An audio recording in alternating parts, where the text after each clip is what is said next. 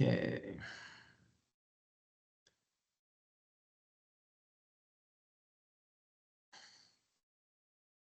I'm going to study some more on forecasting, what we've been doing here recently. Get rid of this.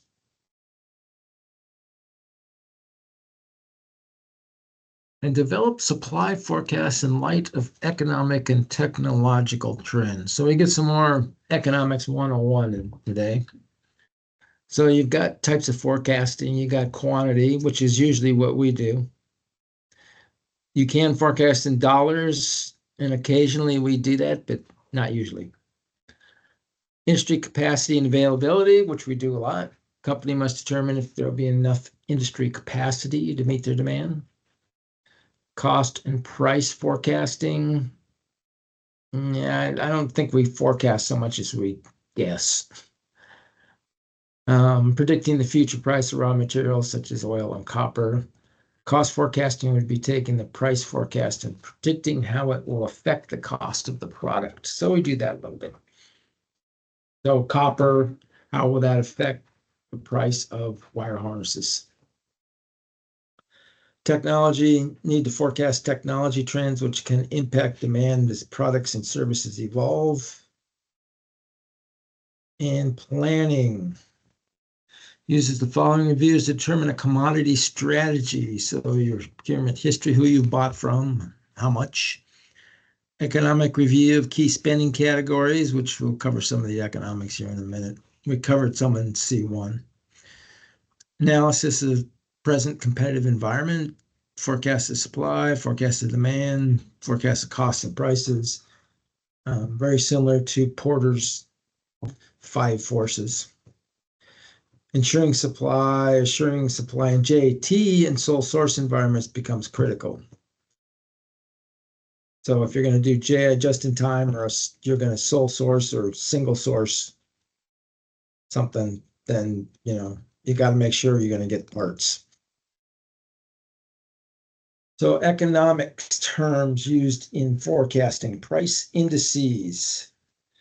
So an indice compares the prices to a base price and calculates percentage change from the base. So the Dow Jones Industrial is an indice. It rolls up, has some mathematical formula to roll up the prices of the 30 Dow stocks, and then it compares it to the day before and tells you whether it's 10% up or 2% down. But they have all kinds of price industries for all kinds of commodities and industries. So what you're looking at when we look at a price index for copper is, where was it last year at this time? Or what is the increase or decrease this year compared to some other base year? We do this a lot in contracts. So when we sign the contract, that'll become the base year. And then each year we'll look at it to see if it's up or down from that base year. And a price index is a ratio expressing that relationship between the price of a commodity at a given point in time and to its price during a specific base period. So this is what the index is. It's a ratio. Up 10%, down 10%. It's like numerator is today's price, denominator is some base period. Organizations can hire companies to create custom indices to cover commodities that are not widely traded or specialized. But it gets a little goofy. I'll get into that when you look at producer price indices. Some significant economic indices are the producer price index, or PPI. This is a companion to the consumer price index, or CPI. And ideally, this measures prices at the producer level prior to getting to the consumer level. So measures prices received by domestic producers of goods and services. So the Bureau of Labor Statistics is the guys that does this.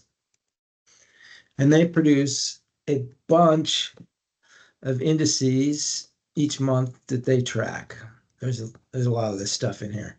The problem with it is some of these have so few suppliers in them, like this probably has one or two suppliers in it, that the indice may never go down because these guys, they own the industry and they just never reduce their prices. So you got to be kind of careful on some of these with very few people, very few data points in them. Consumer price indices, which is the companion to the PPI, measures in price and price inflation for retail goods and services. And it's published by the U.S. Department of Labor. So BLS does the PPI, and the Department of Labor, a different group, does the CPI. The implicit price deflator, which is the GDP deflator, is a value that allows data to be measured over time in terms of some base period, and it's a proxy for inflation. This is what the Federal Reserve likes. It's an index of prices for everything the country produces, which is why it's an inflation proxy. And this one is published by the Department of Commerce, and it compares the average level of prices each year to those in a base year. Current dollar GDP divided by real dollar GDP. It's basically this year to some base year that they've picked out. And this is the one that the Federal Reserve watches. I think it's due out this Friday. Interest rates affect investment and stimulate or depress growth. So standard measure for interest rates in the US is the 10-year Treasury note. This is what housing prices and everything else are tied to, is the 10-year US Treasury note. Economic indicators, so helps buyers identify those market forces that will affect supply and demand of a particular commodity and leads to more efficient material forecasts. And if you're buying plastics, probably a lot of this isn't going to help you. If you're buying oil or copper, then pay attention. So there's three different types of indicators that are calculated. There's leading, lagging, and coincident. So leading measure of economic activity that changes before the business cycle does. So remember the business cycle you're looking at, it has the troughs and the peaks. So these leading indicators should give you an indication of when the cycle is going to turn. Some of the leading indicators are things like interest rates, stock prices, building permits, average weekly hours worked, number of unemployment insurance claims, those types of things. The lagging indicators will tell you changes after the state of the economy has changed. So after you've made the turn, the lagging indicators will change, and the coincident indicators will change as you make a turn. So for instance, you can look at leading indicators here from the conference board, otherwise known as the LEI, and you can see the year-over-year change in the leading economic indicators. It's right here, and this is change in GDP, but you can see that it's been negative since like 22. So it's predicting some bad things. And here they've got the 6-month growth rate. And this is their recession indicator. So you got a warning signal and you got a recession signal, and we're hitting both of them. But we've been hitting them both since 2022. So, some of this stuff, there may be a recession on the horizon. It might not be for 5 years. It's hard to say. Lagging indicators, on the other hand, are ones that turn after the cycle. And you can look at them here. You can see since 2014, we hit this blip in 2020 after the big pandemic. And then it's been up and up ever since. So that's lagging. So they're up. Leading is down. And the coincident is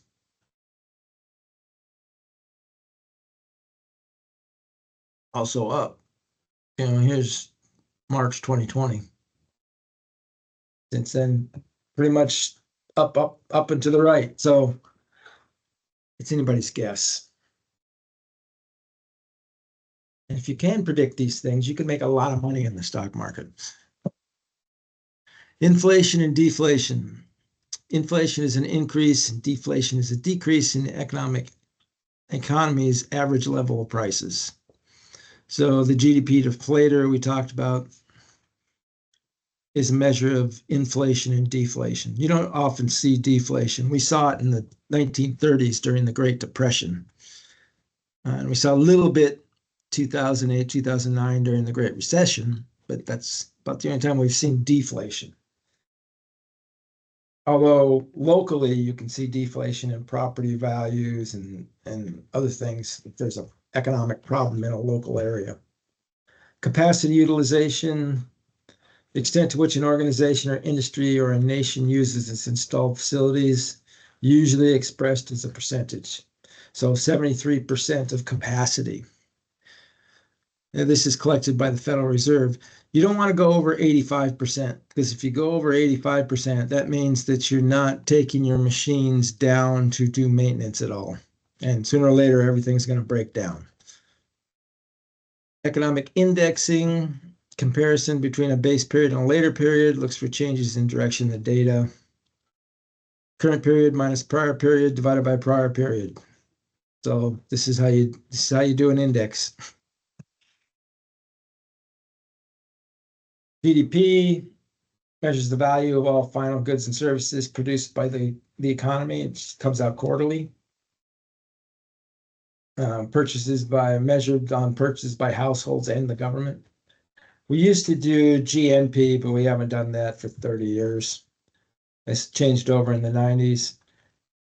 And the difference between the two is GDP measures everything that's produced within the United States, whether it's a foreign corporation that's producing it within the United States or a US corporation, where GNP measures everything that's produced by a US corporation, whether it's produced in the United States or produced in Europe.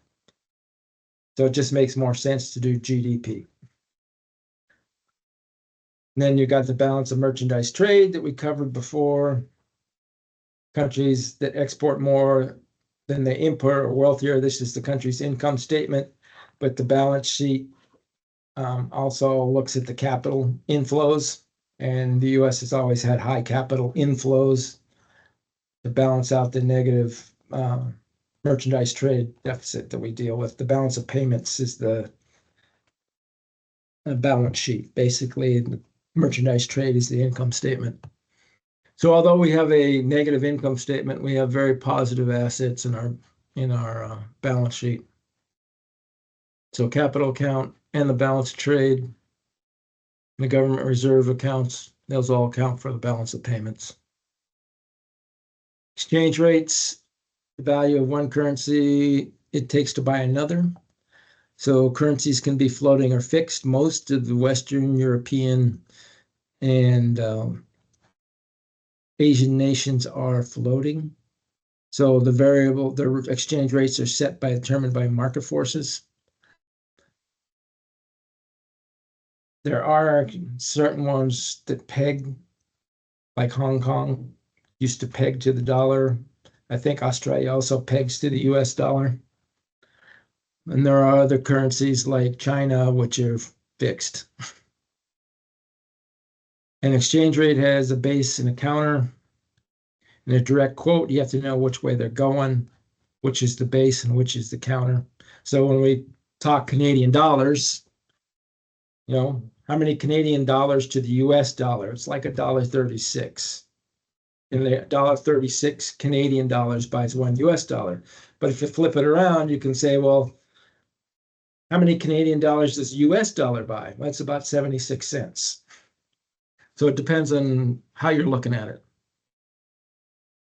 Interest rate differential measures gap in interest rates between Canada and the US. I haven't really seen many questions on that. So as the dollar gets stronger overseas, suppliers to PACCAR will get a windfall of income, and this is the way it works. So I guess not going to work that way. Let's see here. Yeah, we got time. I'll go find the spreadsheet. Currency translations. right here.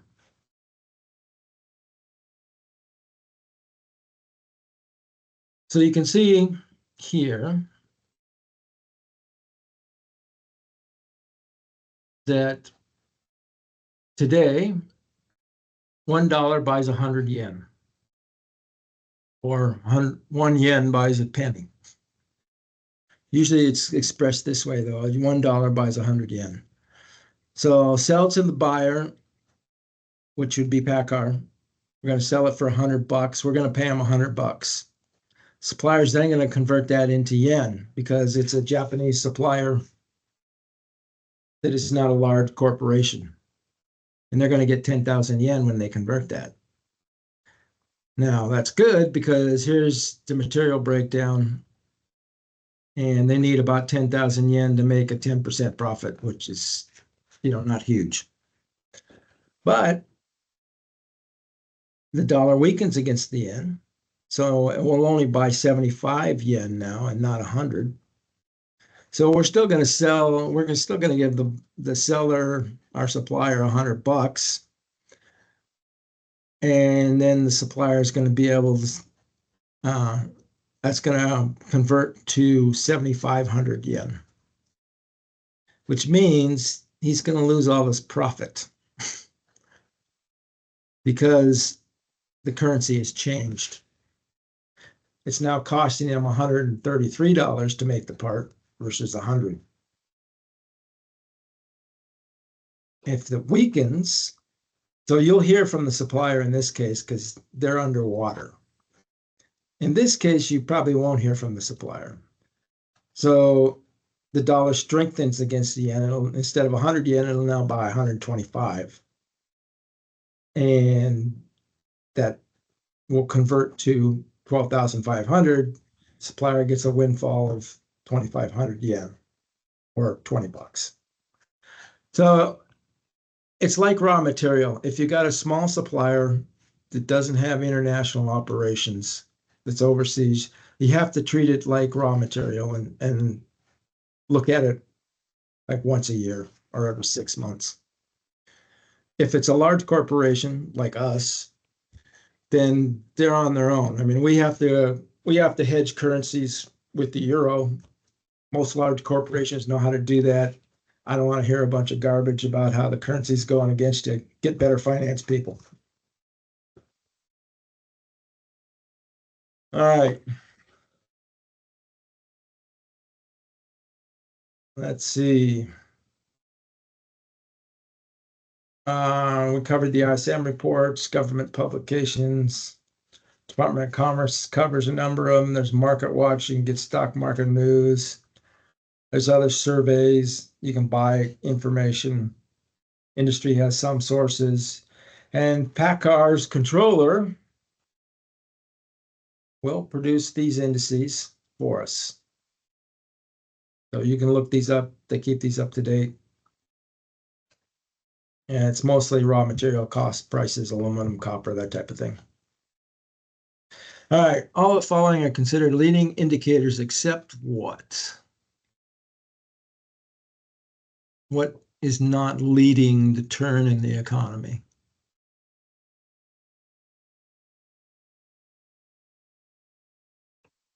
I'll tell you, the ISM Suppliers Delivery Index is going to be a leader. And consumer expectations better be. So that leaves us the money supply and industrial production.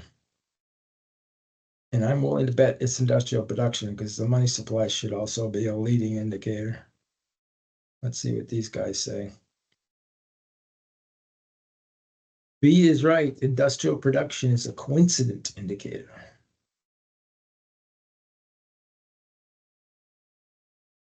All right. And then tomorrow we'll pick up here. So there's 5 questions out there. Why don't you guys go work on them? We'll go over answers at 2:25 if you don't get all the way through.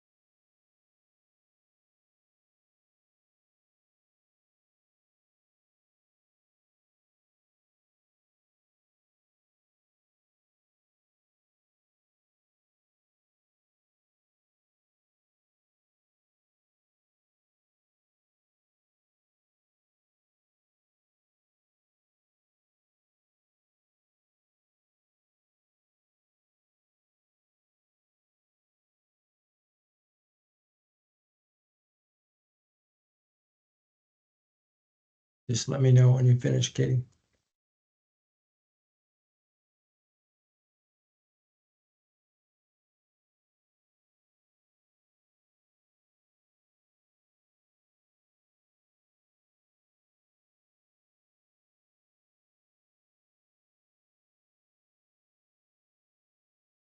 All right.